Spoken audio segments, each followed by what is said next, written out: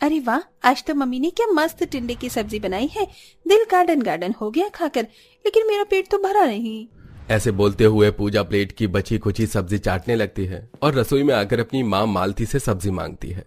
अरे माँ, ओ मेरी प्यारी माँ, क्या कर रही हो? हैंगी गार्डन में झूला झूल रही हूँ। झूलेगी? माँ को ज्यादा मक्खन मत लगा, सीधे बता क्या चाहिए। माँ तुमने सब्जी बड़ी अच्छी बनाई है, थोड़ी और डाल दो ना। अरे अभी कुछ देर पहले तो मैंने तुझको कटोरा भर की सब्जी दी थी, सारा खा गई। थोड़ा हिसाब किताब से सब्जी खाना सीख जा तू। अपने हिस्से की सब्जी खा चुकी है, अब मेरी और तेरे पापा के लिए थोड़ी सब्जी बची है। धनिया की चटनी बनाई है, वो खा ले। चटनी का नाम सुनकर पूजा चिड़चिड़े मिजाज से कहती है, माँ, ओ माँ, दे दो ना थोड़ी सी सब्जी प्लीज। मेरी प्यारी माँ, आपको पता है ना मुझे चटनी जरा भी पसंद नहीं है। जब तक मायके में हूँ अपनी बेटी को अच्छे से खिला पिला लो, पता नहीं मेरे ससुराल वाले मुझे खाना देंगे कि नहीं। पूजा की ऐसी बातें सुनकर मालती इमोशनल हो जाती है। अब ज्यादा मस्का मत लगा, देती हूँ सब्जी। पर बेटी, इंसान को हर चीज खाना चाहिए, क्योंकि हम नहीं जानते तुझे कैसा ससुराल मिलेगा। इसीलिए थोड़ी चटनी खाने की भी आदत डाल ले। इंसान को हर चीज खाना चाहिए। ऐसा बोलकर मालती अपनी जबरदस्ती से चटनी भी दे देती है, लेकिन पूजा मिनट भर के अंदर सब्जी खा जाती है। क्या मस्त सब्जी थी, स्वाद आ गया। माँ ने जो ये चटनी दी है, इसका क्या करूं? चल कोई नहीं पूजा, माँ का दिल रखने के लिए थोड़ा सा चख लेती हूँ। पर ये गंदी सी चटनी दूर से देखने में ही गोबर जैसा हरा हरा लग रहा है। जी जी जी, मैं नहीं खा रही। ऐसे बोलकर पूजा चटनी की प्लेट में हाथ धो देती है। पूजा मालती और बनवारी की इकलौती संतान है, जिसे सब्जी खाना काफी ज्यादा पसंद है। पर चटनी के साथ पूजा की कुछ खास नहीं बनती, या फिर ऐसा कहना गलत नहीं होगा कि उसे किसी भी चीज की चटनी खाना बिल्कुल पसंद नहीं है। पर कहते हैं ना, इंसान जिस चीज से जितना दूर भागता है, किस्मत उसे उसके पास ही खींच कर लाती है।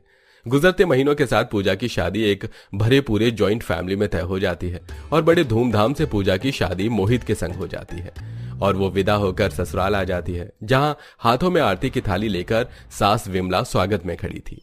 अरे ओ रविंद्र जी, अम्मा जी, संगीता बहू, देव, शालू, अरे सबके सब जल्दी आ जाओ, बहू की गाड़ी आ गई।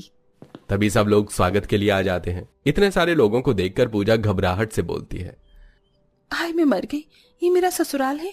ऐसा लग रहा है जैसे पूरा का पूरा जिला उठाकर लेकर आ गई हूँ।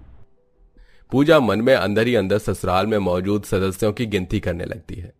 1 2 3 4 5 6 7 8 9 10 11 12, यानी कि मुझे डेली 1 दर्जन लोगों के लिए खाना बनाना पड़ेगा। फिर तो गई बहस पानी में। दुल्हन, दाएं पैर से कलश गिराकर अपने ससुराल में गृह प्रवेश करो। जी सासू माँ।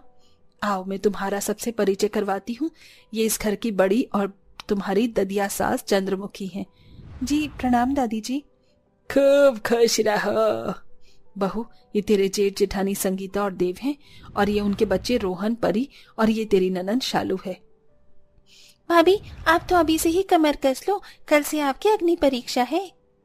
ननद की बात सुनकर पूजा थोड़ी परेशान सी हो जाती है। अरे भाभी, मैं तो आपकी खिंचाई कर रही थी, क्योंकि अब आपको हम सबको जिंदगी भर रोटियां जो खिलानी है। तो फिर ठीक है ननंद जी, मुझे मंजूर है। अच्छा, अब सब सो जाओ और नई बहू और मोहित को भी आराम करने दो। थके हारे होने की वजह से सब सोने चले जाते हैं। पहले दिन पूजा तड़के सवेरे 4-5 बजे उठकर साफ सफाई करके पूजा पाठ करके रसोई घर में आती है, जहां कोने की एक तरफ ओखली रखी हुई थी तो वहीं दूसरी तरफ बड़ा सा सिलबट्टा मौजूद था, जिसे देखकर चौंकते लहजे में पूजा बोलती है, हे भगवान, ये मेरे ससुराल वालों ने किस हिसाब किताब की रसोई बनवा रखी है। ऐसा लग रहा है कि हड़प्पा सभ्यता में आ गई हूँ। मैं मसाला पीसने वाली मिक्सी के जमाने में सिलबट्टा रखा हुआ है। इतने में पूजा के पति, जेठ, ससुर बड़ी बड़ी पॉलीथीन रसोई के अंदर लाते हैं। किसी में धनिया, किसी में पुदीना, किसी में मिर्ची, लहसुन, आंबी, आंवला, टमाटर था।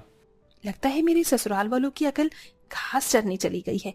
सब्जियों की जगह चटनी अचार बनाने की चीज उठा लाए हैं। तभी विमला आकर बोलती है, नहीं बहू, सारा सामान आ गया है, तो तुझे 10 तरह की चटनी और रोटी बना ले। 10 तरह की चटनी बनाने की फरमाइश सुनकर बेचारी बहू को जैसे 104 डिग्री बुखार लग जाता है। क्या कहा माँ जी?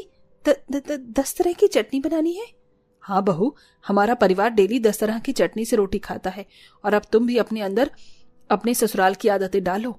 तुम्हारी जेठानी संगीता बता देगी कौन कौन सी चटनी बनानी है। तो मेरी प्यारी देवरानी जी, ऐसा करो, कच्ची अम्बी की चटनी, लहसुन की चटनी, धनिया की चटनी, पुदीने की चटनी, आंवले की चटनी, मिर्ची की चटनी, कुल मिलाकर 10 चटनी बनानी है। और चटनी बिल्कुल बारीक पीसना, तभी सब मन से खाएंगे। अब मैं चलती हूँ। ये महारानी भी ऑर्डर झाड़ कर चली गई। पूजा, अब तेरा क्या होगा? सबसे पहले धनिया पुदीने की छटाई कर लेती हूँ। इसी में लगभग 1 घंटा बीत जाता है, जिसके बाद बहू सिलबट्टे पर चटनी पीसना शुरू करती है। मगर 5 तरह की चटनी पीसते ही उसका हाथ जलन करने लगता है। ओए माँ, कितना जल रहा है हाथ ऊपर से। ओहो, सिलबट्टा भी इतना सख्त सा है। कुछ देर गुजरते ही ससुराल वाले हल्ला मचाने लगते हैं। अरे पता नहीं और कितनी देर लगेगी, मेरे पेट में चूहे हुड़दंग मचा रहे हैं चटनी खाने के लिए।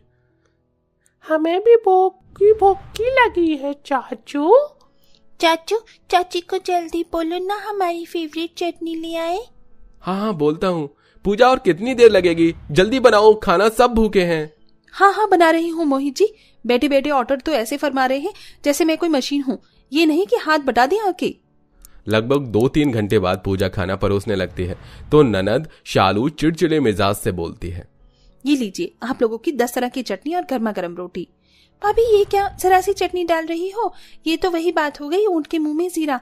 हम लोग इस बड़ी कटोरी में चटनी खाते हैं, पर चटनी थोड़ी खानी चाहिए ननद जी, क्योंकि ये गर्म होती है। ज्यादा चटनी पेट में गर्मी करती है। भाभी, हमको सब हजम है, आप डालिए। और लगभग 10-15 मिनट के अंदर ही चटोरे ससुराल वाले 10 तरह की चटनी खत्म कर जाते हैं, मगर रोटी बच जाती है। ये क्या, आप लोग 10 तरह की चटनी खा गए और सारी की सारी रोटी ऐसे ही छोड़ दी? ये कौन खाएगा? दादी जी, आपने तो एक भी रोटी नहीं खाई। अरे बाबू, कैसे खाती? रोटी, मेरे दांत कमजोर हो गए हैं ना, रोटी नहीं चबाई जाती। तू मेरे हिस्से की रोटी खा जाना, हम तो भैया सिलबट्टे के चटनी के शौकीन हैं। इसी तरह से दिन गुजरने लगते हैं। पूजा के ससुराल वाले उसे दोनों टाइम सिलबट्टे की 10 तरह की चटनी की फरमाइश करते हैं, जिससे सिलबट्टे पर चटनी पीसकर बेचारी का कभी हाथ टमाटर की तरह लाल पड़ जाता तो कभी जलन करने लगता, जिससे बेचारी कई बार रात भर जागती रह जाती थी। हे भगवान, आज तो पानी के अंदर भी हाथ डालने में कोई असर नहीं पड़ रहा। मिर्ची की चटनी पीसकर हाथ जल रहा है।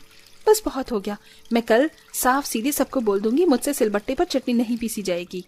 अगले दिन सुबह सुबह जब ससुराल वाले 10 तरह की चटनी का इंतजार कर रहे थे तो बहू ने कहा, माँ जी, मुझसे 10 तरह की चटनी सिलबट्टे पर नहीं बनेगी।